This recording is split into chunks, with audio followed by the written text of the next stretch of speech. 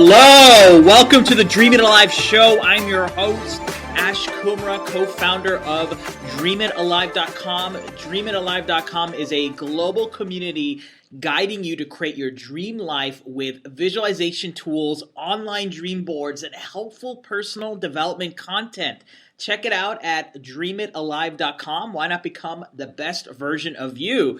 I'm really excited about today's guest. Latham Thomas is the founder of Mama Glow, and Mama Glow is a really fantastic online community website and media company.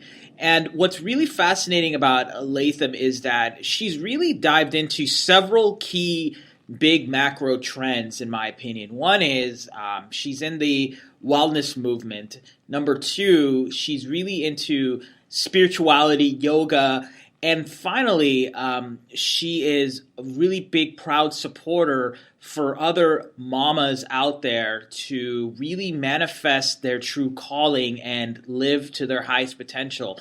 I have a lot of experience working with mom entrepreneurs. I co-founded DreamItAlive.com with two dynamic individuals, and one of them is a single mom of three. And what I've really learned working with Anita is the power that mom entrepreneurs have versus traditional entrepreneurs. I'm not saying they're better. I'm not saying they're not better. All I'm saying is that they possess certain gifts that non-mom entrepreneurs like myself don't have. The ability to multitask from being a mother and to, hustling and bustling and growing a business is definitely a skill set that I've learned to really admire firsthand after getting to know Anita and working with Anita and becoming a close friend of hers. And why I feel Latham is going to kick butt on this interview is because I'm sure her perspective on what it takes to be a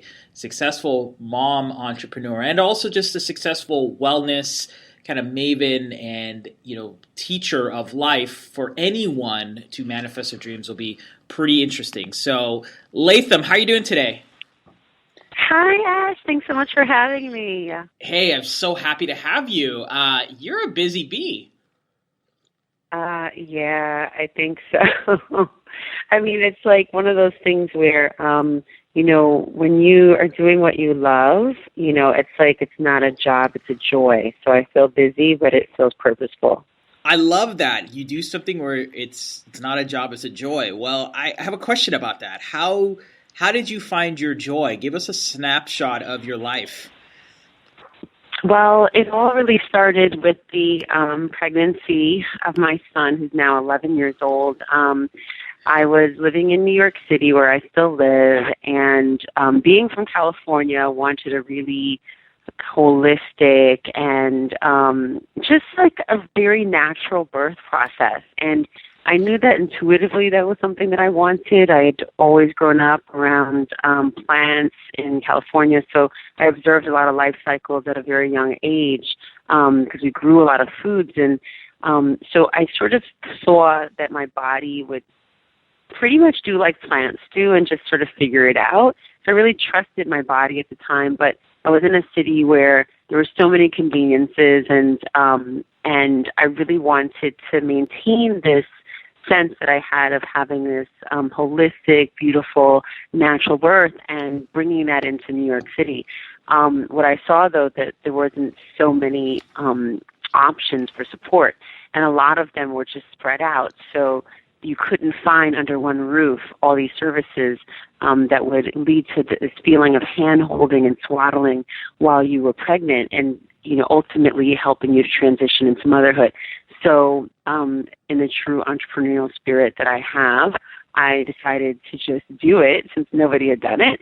And once my son was here, when he was napping, I was sort of in between the naps in my dream time, I would dream up the business and what would become the rudiments of Mama Glow. So it started small and it's expanded, and we've been able to help so many women. And I'm still high off a birth that we just had this weekend. And so I just feel really blessed to be able to do it. But I think the big thing, I'm also a single mom.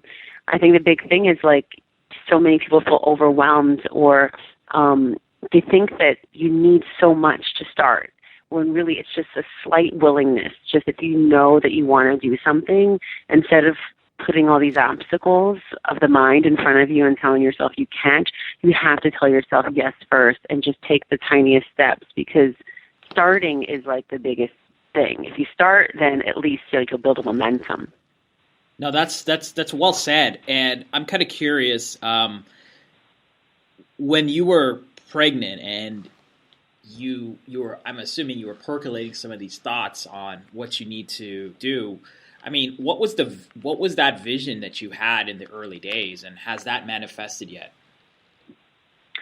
Yeah, I think when, it first started, it was like a nebulous thing. I, unlike a lot of people who do things, following, I guess, the book of business, where it's like, okay, you come up with a concept and then you do this and you execute this way. I did everything backwards. I'm just a little renegade like that. So I did everything my way, which felt good, but it was definitely not the way that most people would go about it. But I think that the way that I sort of went through the process was very organic, and it led to a lot of questions, and it led to a lot of testing. And then I started to understand, I started to sort of really develop this astute entrepreneurial mind, where I could understand really how to better listen to the market and what people need through their questions, and looking to see what the landscape looked like. But when I started, I just knew that there was a need, and that people really, wanted something like what I also wanted. So I just sought at first to create what I knew I needed, and because it didn't exist. And so I think that's the best place to operate from, is like one where you're actually doing and creating what is going to serve others, even if you don't benefit from it. Because if you can serve from that point, then everything from there, if that's like the starting point is service, then you'll be able to help people. And so my entire vision was really about serving women. I had this amazing birth. I had a beautiful midwife there, and all women in the room, the father and the godmother, the grandfather, like such a support team was there.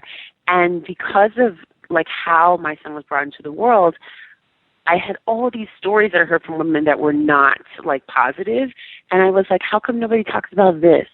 I really want to change the way that people think about birth, our perception of birth, our perception of the female body, and also help to empower women to take charge of this as a very important rite of passage. It's a part of our heroine journey, and really like embrace it. And so with Mama Glow, it was more about like making it palatable for people, and sexy and radiant and beautiful and joyful, but also talk about the things that are challenging, but flipping the perspective so it's not like a woe is me kind of thing. It's more like a wow is me, feeling empowered. I love this woe is, you got these cool like little, I don't know if they're called analogies or words of wisdom. First the job and joy and the wow thing. It kind of leads me to your creative process, because you seem to be very creative. Like, how do you dive into your creative process? I guess specifically for someone who isn't as comfortable with their creativity as you are, like what steps or rituals or habits you do to unleash that creativity? It's such a good question. I think all of us come here with it and then somehow get shut off. And, the best thing like about creativity is that it's just latent within you. And so when you awaken it, it's like, it's almost like turning on a faucet, you put a cup underneath and you can catch the water. And so I think, the same with creativity. It's all about, sort of being aligned with soul purpose, and sort of like, a vision and a little spark. When they come together, then here comes all the creativity to help you to bring it into fruition. And so I think my process is first it's dreaming. I definitely believe in sleep. I think in our culture it's underrated. It's why a lot of people underperform. And it's also in some times in deprivation, people find themselves really creative. I happen to be someone who, when I get really good sleep and I eat well, I'm way more productive. I'm way more creative. And I think also to part of my process, a lot of it is writing, like jotting down notes, reading, anything like that inspires me to read, helps me to, if it's, whether it's quotes or something uplifting, kind of opens up my mind. It kind of softens my mind, slows down the brain waves, and allows me to sort of access these parts of myself where there is, some creativity bubbling and percolating. I think meditation's a huge piece of that for me too. So much comes up in my meditation, that when I emerge, that I write down some things that I saw or that I felt were like sort of lingering whispers. And then I would also say play is a huge thing, and it's so underrated. Like when you're little, it's like the first thing you learn how to do, through socialization and by yourself, and then you learn how to play with others, and then suddenly you don't get to play anymore. Recess is not a part of our children's, daily lives anymore. It's like totally cut back on recess. There's no outdoor wandering in the woods or anything where you can be really creative and imagine. And so I think play is huge. Anytime that I give myself the space to go do something that has nothing to do with work or with, my creative process per se, it just comes up to the surface because I'm allowing myself the space to, kind of let my mind be placid. And so whether that's like, rollerblading or taking a dance class, or if it's, like maybe drawing with my son or doing like a pottery class or something, whatever it is, I always have, more creative little like nuggets of visions pop up, right? And then I have to jot them down. And or else I do the audio record on the iPhone, which is huge because I always record these thoughts that come up for myself. So mine is really kind of like an all over the place thing, but it definitely stems from time to be less productive, right? And more or less about play. And I think play is the process, right, that leads towards productivity. And we're so productivity focused, we're so output focused in our culture, but really it's process that leads us to product. And so if we put more energy and emphasis on the value of process, right, the value of what it takes to cultivate something, it takes 10 months, actually, 40 weeks to cultivate a new life, right?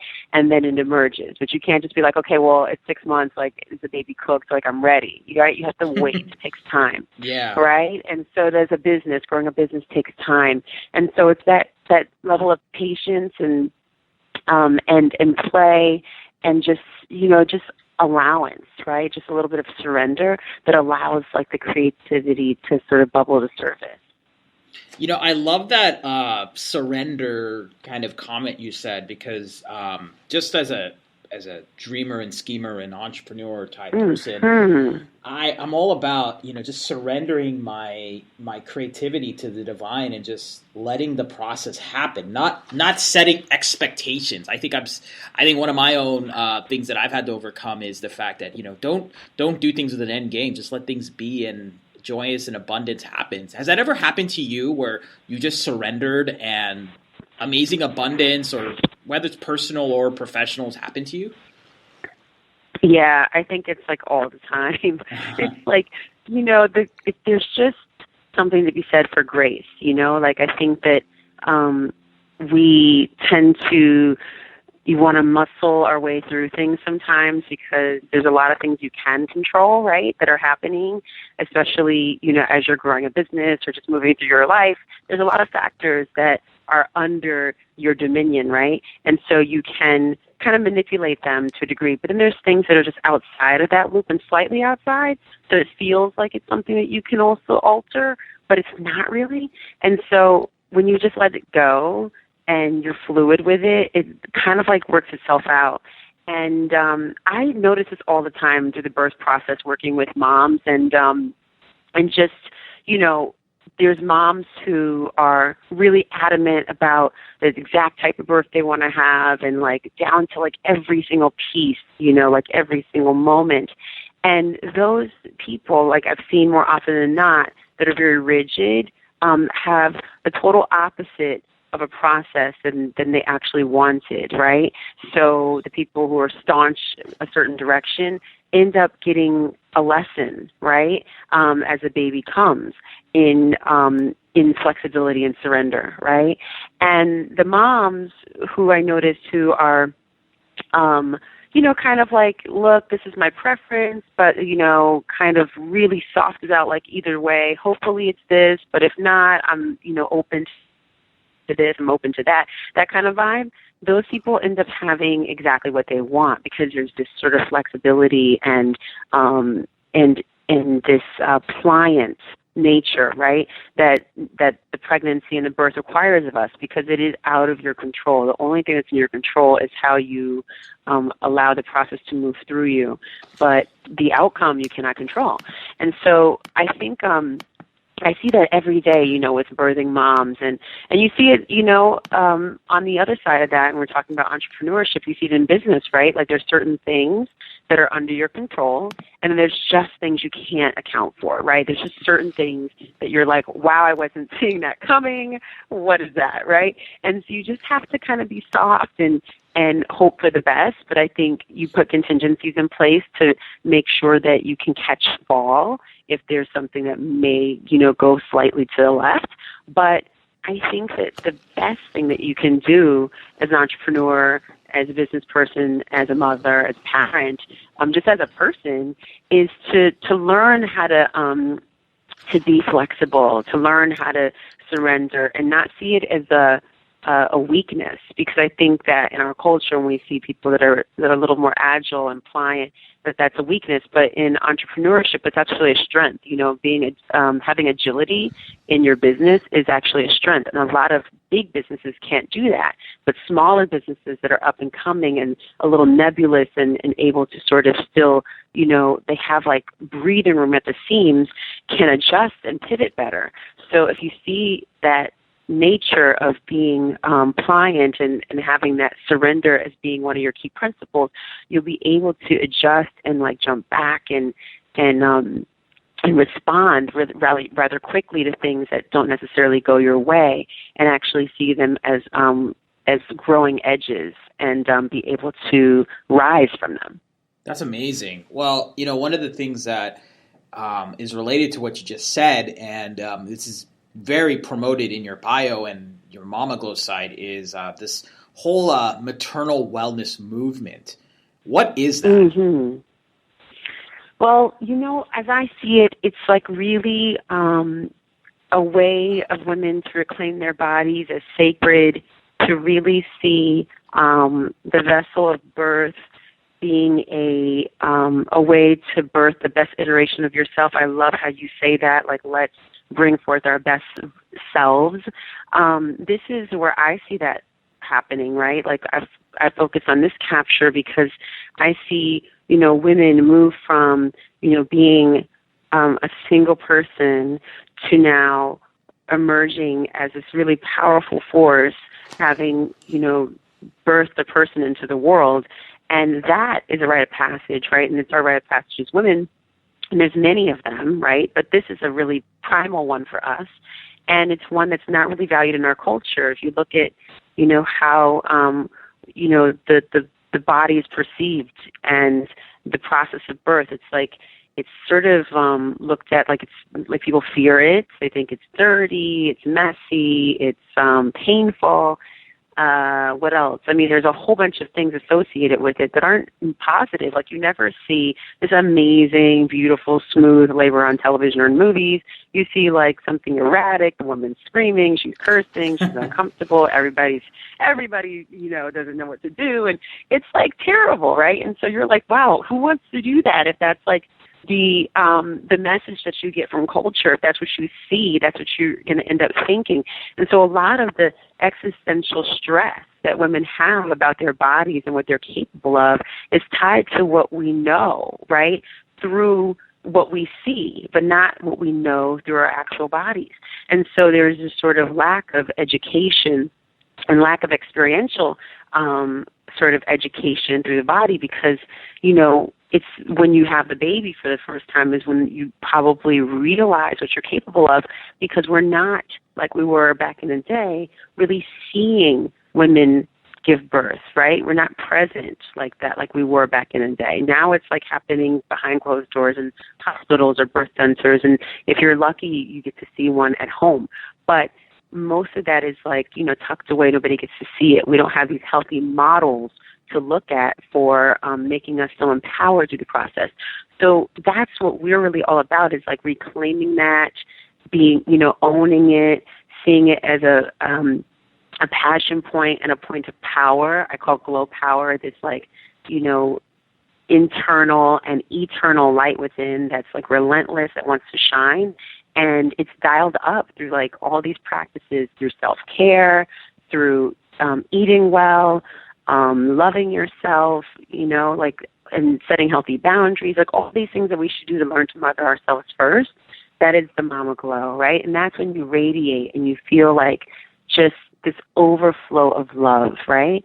And that's what I'm about, like women feeling like that. And not necessarily every single day you'll feel it, but you can feel it most days, and if you're not there, you can get there, So rather than sort of owning what it means through our culture, right? Like, oh, you're going to get fat and this and that and all these things that are like really like not celebrated, Why don't we turn it into a celebration? Because it is a celebration and it culminates in a birthday, which is in and of itself like a huge thing to celebrate, right? So it's the birth of a child, but the child gives birth to the mother, right? She becomes a mother.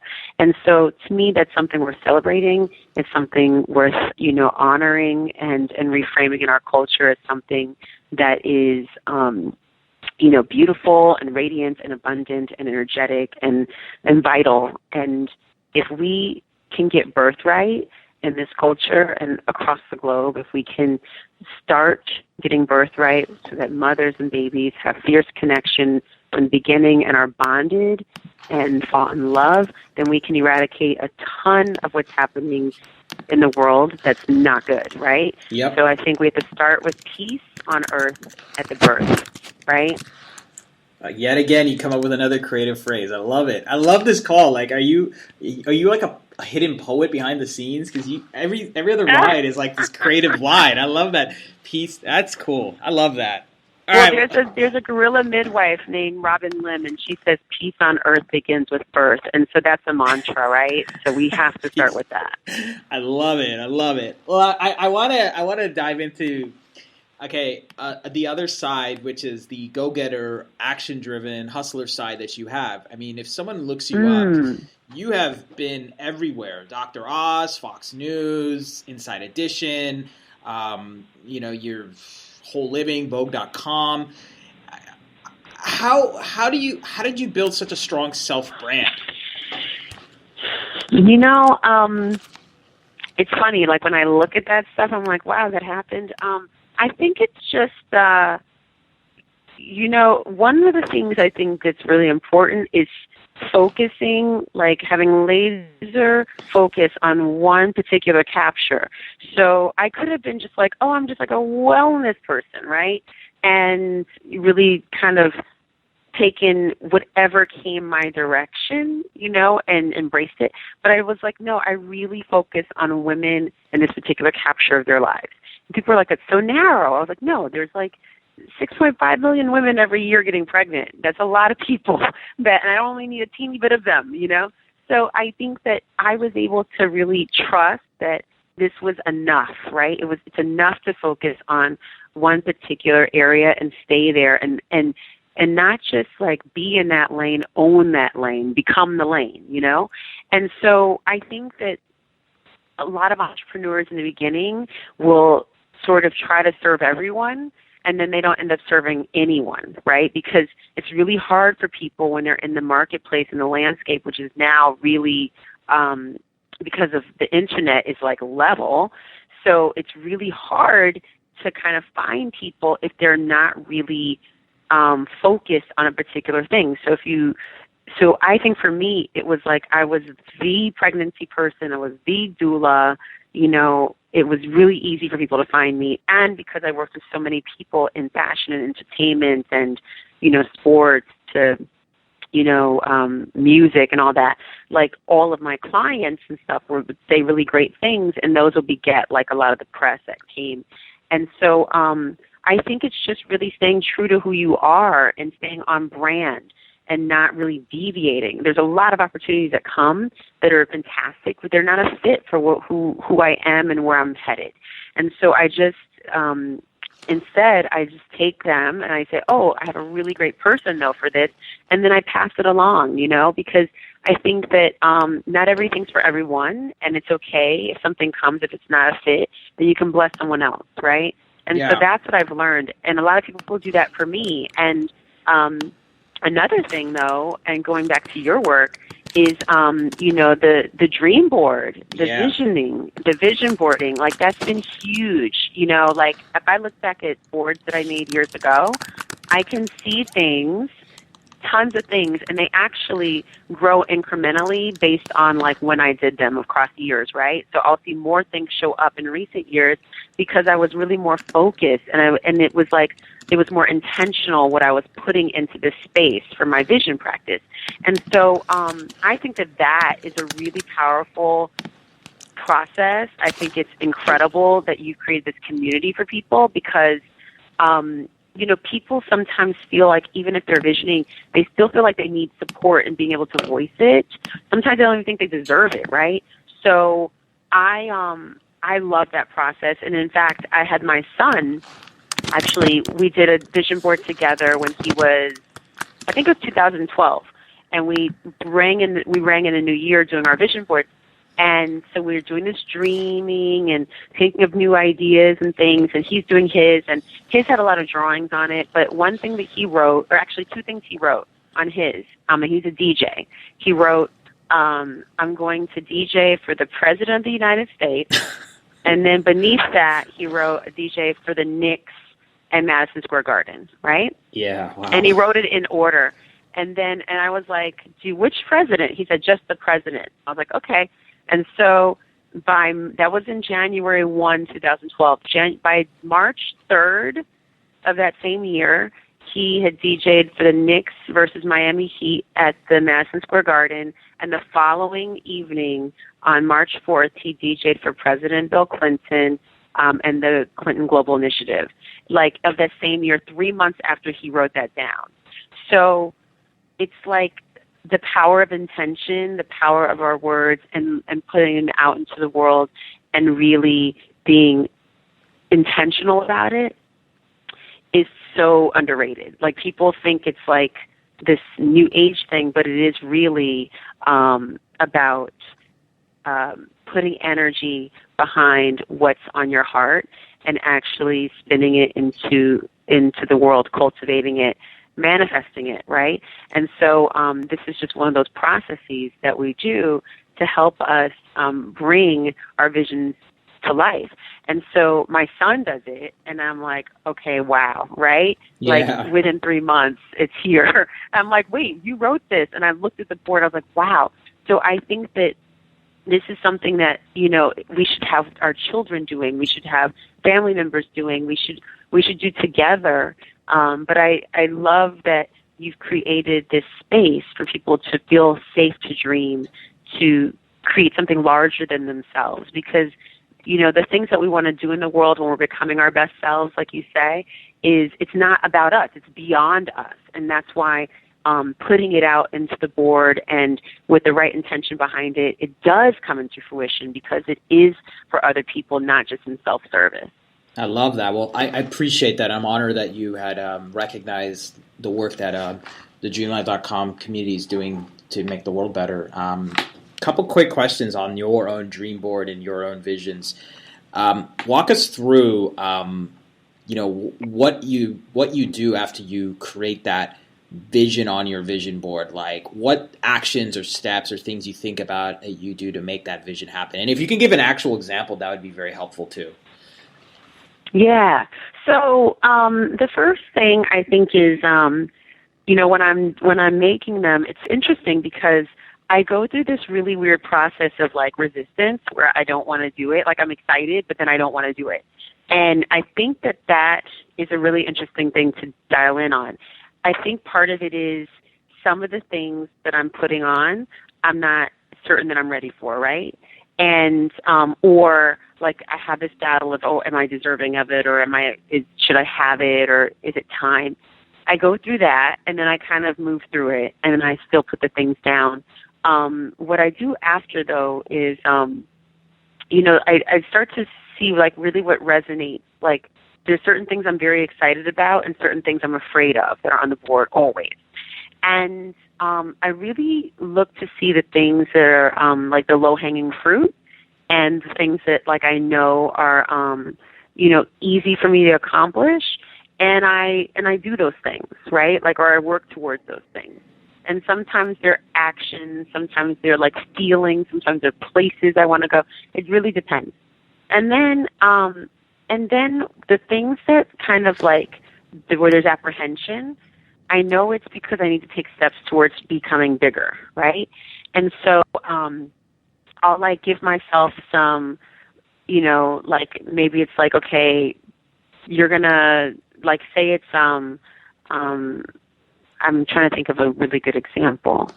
Oh, so there's an example here.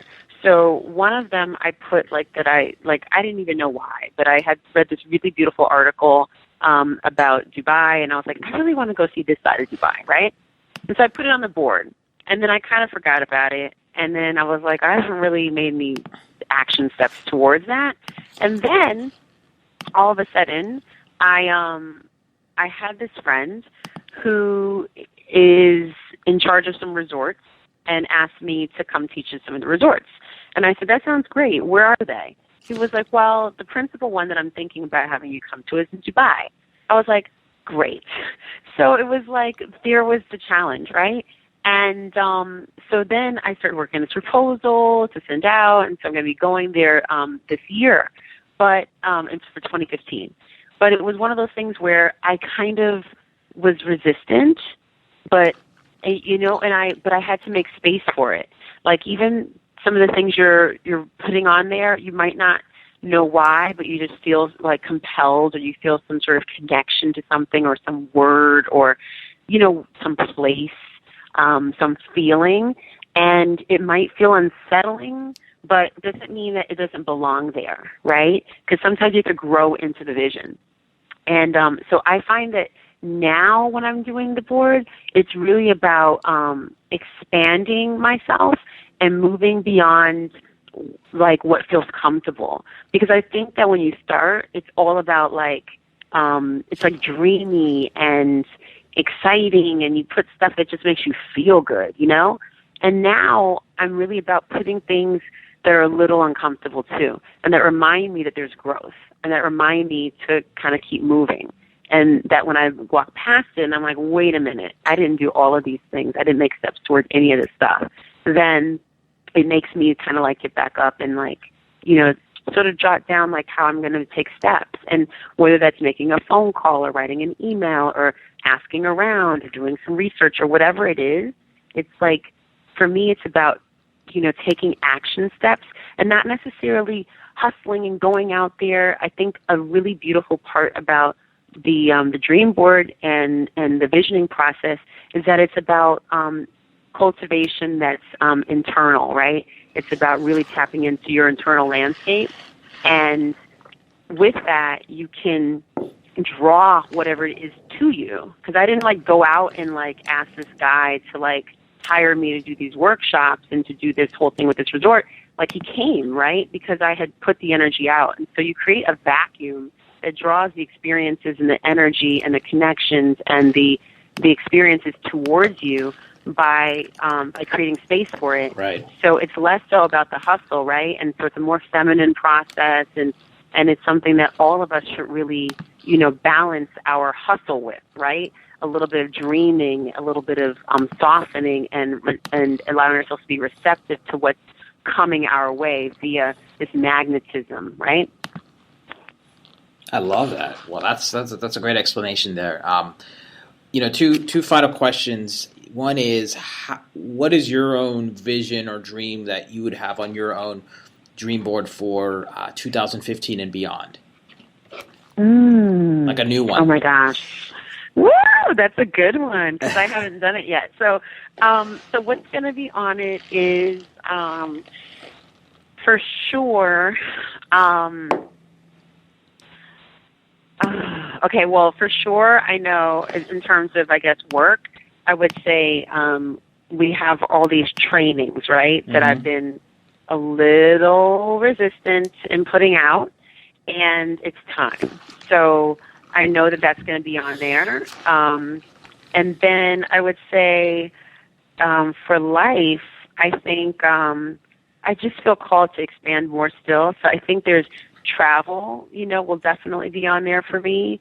I had put India on last year. Really? Why India? Yeah. Like my yoga practice and like my just everything about India, the color, the life, like a film, like one of my favorite films, or I should say series of films by with like Satyajit Ray and there's a film called the Boatman that I love. There's a film called The Mirror. There's like all these really old classic Indian films that I love, and that really show you like the heart of India. I love India. So in my mind, right? Because I haven't been. So I really felt called to go, and it wasn't until really recently that I really, really started feeling it. And now I'm going to go at the end of January. So it's like so cool that like but it presented itself again. Like I wasn't like, okay, let me just book a ticket. It kind of just worked itself out again. So I think that, again, it's like, letting something swirl long enough until it's ready and then kind of it shows up for you.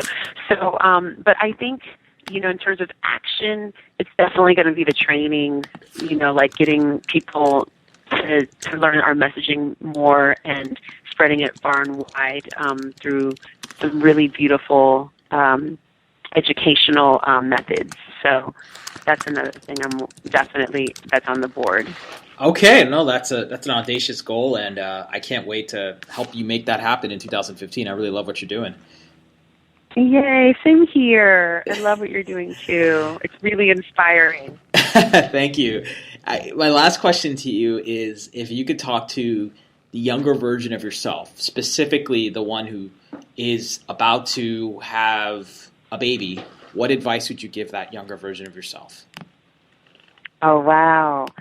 I would just say,